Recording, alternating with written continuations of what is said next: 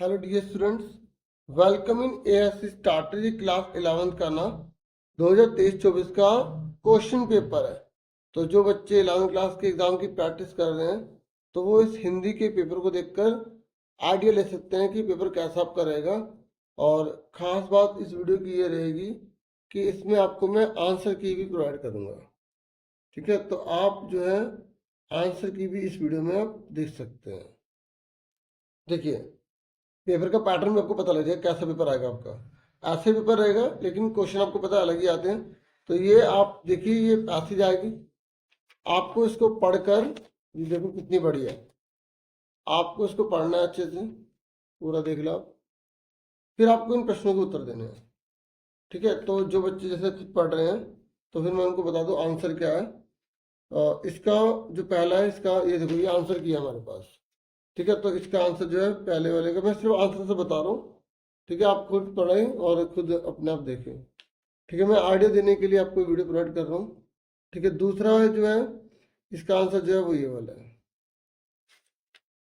फिर तीसरा जो क्वेश्चन अगर आप इसे करेंगे तो तीसरे का जो आंसर है वो है हमारा ये गा। ठीक है, चौथा है, इसका जो आंसर है, चौथे का आंसर जो है वो है घा। फिर पांचवा है, पांचवे का जो आंसर है वो है हमारा का। फिर छठा है, छठे का जो आंसर है वो है हमारा घा। और जो सातवां जो क्वेश्चन है, इसका आंसर है गा। आज बहुत सारे देशों के लिए बड़ी चुनौती क्या है? तो हिंदी का तो मतलब ये है कि आप एक बार पैसेज जैसे पढ़ते हैं ना, है ना, तो आप इसके आंसर आराम से खुद दे पाएंगे। ठीक है, तो इसे पढ़कर फिर आप देखो आपके आंसर कितने सही निकलते हैं। ठीक है ना, तो ये आपने देख लिया कि आपकी ये पैसेज अब कैसे आई हुई है। ठीक है, अभी और भी क्वेश्चन है, इसके टोटल 10 हैं। ये देखिए, उसके बाद ये 8वां क्वेश्चन है। 8वें क्वेश्चन का जो आंसर है वो है ग। फिर है 9वां क्वेश्चन, ये देखें, तो जो 9वां क्वेश्चन है इसका है घ। फिर ये 10वां क्वेश्चन है। 10वें क्वेश्चन को आप देखेंगे, निम्नलिखित कथनों पर विचार कीजिए, विचार करना है। फिर मतलब उसे पढ़ना है, आपको देखना है। ठीक है, उसके बाद आपको बताना है कि कौन से कथन सही हैं। तो 10वें का है आपका घ, केवल पहला सही है, ये आंसर हो गया पहले के। फिर आप देखिए 8 नंबर की आपकी कविता के फॉर्म में आ रहा है। कविता आपको उसको अच्छे से पढ़ना है, 2-3 बार पढ़िए। तो पहले क्वेश्चन आंसर पढ़िए। ठीक है,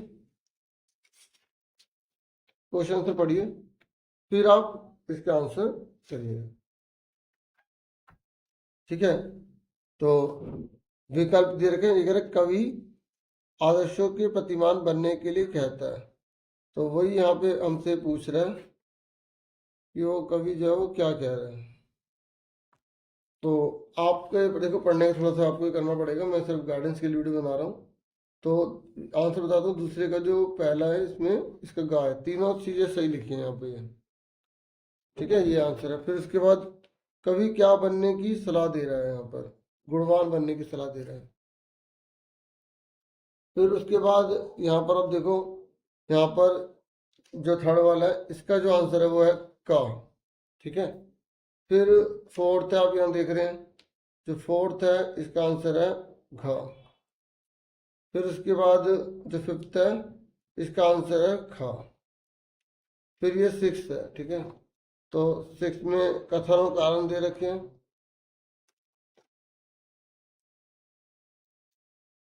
सिक्स क्वेश्चन है तो इसका आंसर है ग। ठीक है, फिर यहाँ पर देखो, इसका जो आंसर है सातवां है, इसका आंसर है ख।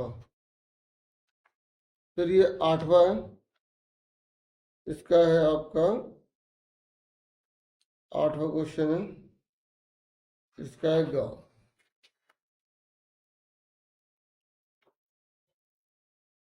फिर ये प्रश्न नंबर 3 है, आपको ये पढ़कर इसका आंसर बताना है। तो ये मैं पढ़ देता हूँ। सच्चाई, संतुलन, निष्पक्षता एवं स्पष्टता के रूप में हम पत्रकारिता के किस विषय की बात कर रहे हैं, मतलब किस पत्रकारिता में ये सब चीजें होनी चाहिए। तो मूल्य, इनको मूल्य कहते हैं, वैल्यूज मतलब। ये कह रहे किसी घटना के समाचार बनने के लिए निम्नलिखित में से किन तत्वों का होना जरूरी है। बताओ कोई घटना समाचार कब बनेगी। देखो ये याद है ना, समाचार के घटक कौन कौन से होते हैं। पहला, उसमें नवीनता होनी चाहिए। दूसरा, उसमें जनता की रुचि होनी चाहिए। तीसरा, वो निकटता होनी चाहिए। चौथा, से प्रभाव। चारों पॉइंट सही है, तो इसका आंसर क्या होगा, घ। फिर ये कह रहा है भारत की पहली मूक फिल्म राजा हरिश्चंद्र के निर्माता कौन थे। गूंगी फिल्म के कौन थे निर्माता, दादा साहब फाल्के थे। ठीक है, तो गूंगी फिल्म कौन सी थी, पहले बोलती फिल्म कौन सी थी, ठीक है, उनको किसने मतलब बनाया वगैरह, वो अच्छे से क्वेश्चन कर लेना। फिर ये कह रहा है दैनिक समाचार पत्र, ये कह रहा है निम्नलिखित कथनों पर विचार कीजिए। कर लिया, कह रहा है कौन सा सही है। तो ये तो मैंने आपको कहा, ग्रामर तो मैं सारी पढ़ के बताऊंगा, ठीक है ना। ये कह रहा है दैनिक समाचार पत्र रात 12 बजे तक के समाचारों को कवर करते हैं। तो ये बात सही है, क्योंकि जो अखबार आती है ना, वो रात 12 बजे तक के आसपास का रिकॉर्ड करती है। फिर क्योंकि सुबह फिर उसकी छपाई होने लग जाती है, फिर उसके बाद में छपेगा ही नहीं। मतलब जो 12 बजे के आसपास होगी वो तो छप जाएगा, लेकिन जो 4 बजे हो रही है सुबह, वो कैसे छपेगा। अगर वो पब्लिश हो गया, पहुंच गया आगे तक, तो होगा नहीं। अगर किसी मुद्दे को समाचार बनाने के लिए एक पक्षी होना आवश्यक है, ऐसे थोड़ी होता है एक का साथ दो दूसरे का मत दो। लोगों की टकराव में संघर्ष में स्वाभाविक दिलचस्पी होती है। हाँ ये ठीक है, तो पहला तीसरा ठीक है, तो आंसर क्या है इसका, गा। ये कह रहे मिस रुचिका तथ्यों की गहराई से छानबीन करके सूचनाओं को सामने लाने का काम करती हैं। यहाँ पत्रकारिता के किस प्रकार की बात हो रही है, यहाँ पर बात हो रही है खोज पर पत्रकारिता की। फिर उसके बाद पाठ्य पुस्तक है हमारी, ये आपकी बुक है। फिर इसके जो है ना, आपको पढ़कर इसे आंसर देना है। तो मैं आपको दिखा रहा हूँ, इसके आंसर से बताऊंगा। इसका है ओज गुण, ठीक है। इसमें कौन सा गुण है, ओज गुण। फिर उसके बाद यहाँ पर काव्यांश में तितलियां किसका प्रतीक है, सुंदर युवतियों का। फिर उसके बाद काव्यांश का मूल भाव क्या है, तो इसका है स्वाधीनता के मार्ग पर निरंतर आगे बढ़ते रहना।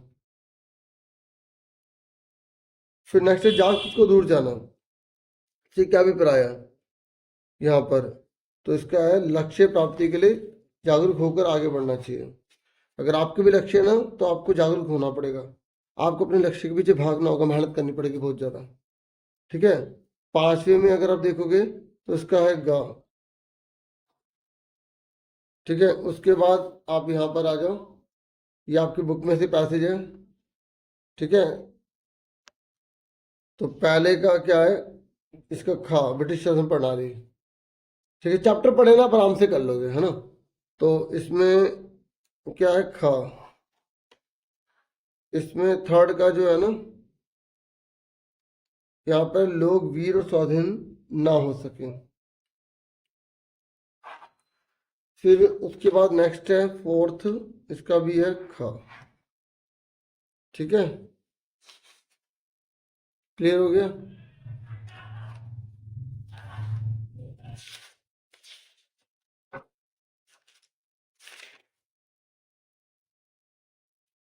एक मिनट, यहाँ पर ना ये दूसरे का करेक्शन करनी थी। प्रस्तुत गद्य में क्या दर्शाया गया, ये अन्यायपूर्ण नीति को दर्शाया गया है, ये नहीं है, ठीक है।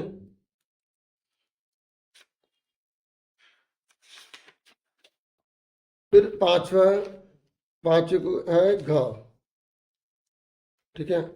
उसके बाद यहाँ देखो, अब ये आपकी किताब से है, तो फिर यहाँ पर भी आपको देखो एमसीक्यू के रूप में दे रखा है, ठीक है। तो इसका क्या, अघोरनाथ के मित्र का। फिर यहाँ पर ये शरद की माता। फिर ये थर्ड है, ये क्वेश्चन ये दे रखे हैं, तो इसका है आपका ग। फिर ये है आपका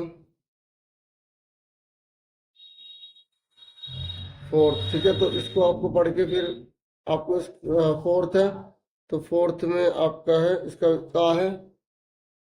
फिर ये मैचिंग है, ठीक है। तो मैचिंग में है इसका आंसर खा।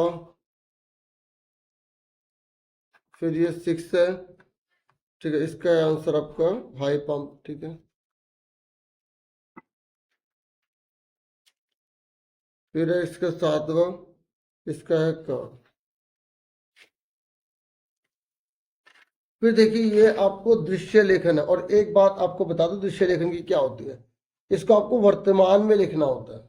जैसे हम देख रहे हैं कि एक व्यक्ति तेज से दौड़ता हुआ चला आ रहा है, उसने जो है बल्ला दूसरे को पकड़ा दिया है, और फिर मतलब जो जो आप अपने आसपास देख रहे हैं, और एक व्यक्ति जो है वो जो जो से चिल्ला रहा है, एक व्यक्ति जो है वो कोल्ड ड्रिंक पी रहा है, तो आप उस समय जो जो देख रहे हैं आपको वो लिखना है, और वर्तमान काल में लिखना है। अगर आपने था तो ऐसा हुआ था, और आपने मैच मतलब वहां देखते देखते सब कुछ हो गया, आपको उस कतार से बताना है, शॉर्ट में बताना है कतार से, कि आप वहां पर मैच देखने जा रहे हैं, फिर वहां पे मैच शुरू हो रहा है, इस तरीके से आपको बताना होगा।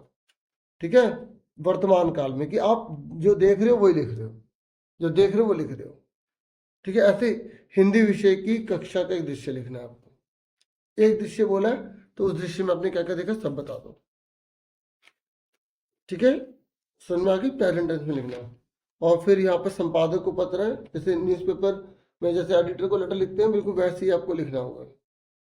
ठीक है, और ये जॉब वाला लेटर है, जॉब के लिए, तो आपके हिंदी के सपोर्ट मटेरियल में पैटर्न दे रखे हैं, वहां से आप कर लीजिएगा। फिर ये विज्ञप्ति, इसका भी पैटर्न दे रखा है, प्रतिवेदन का पैटर्न दे रखा है, उसको याद कर लो, कोई भी आएगा बस आपको टॉपिक को चेंज करके कर लेना है।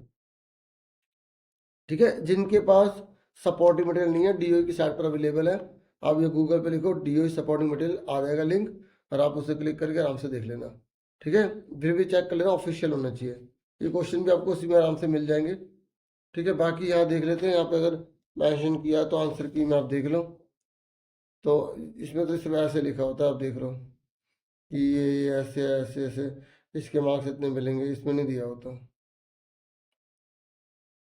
हाँ, अब प्रश्नों के उत्तर के आंसर दे रखे हैं इसमें।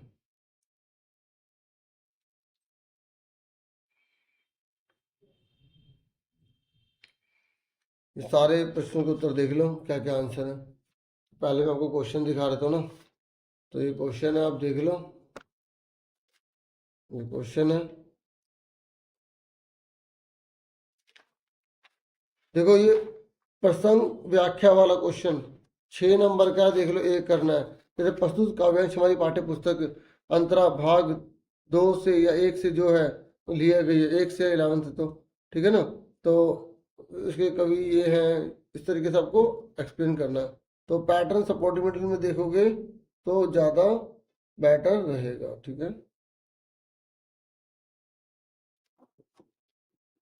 और इनका अर्थ आपको व्याख्या से बता देनी है। ठीक है, ये बाकी ये क्वेश्चन पहले देख लो ना, फिर आप आंसर देख लो, ये लो।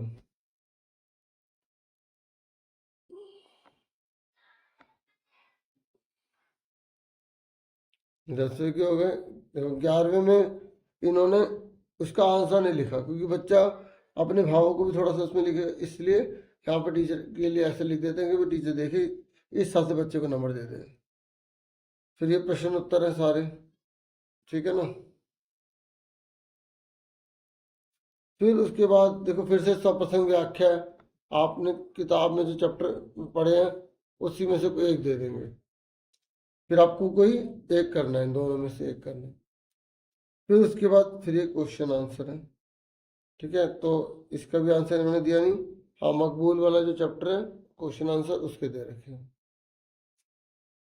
ठीक है, तो इतना ही था इस वीडियो में। मुझे पूरी उम्मीद है वीडियो आपके लिए हेल्पफुल होगी। Thank you for watching and listening carefully. Take care dear students.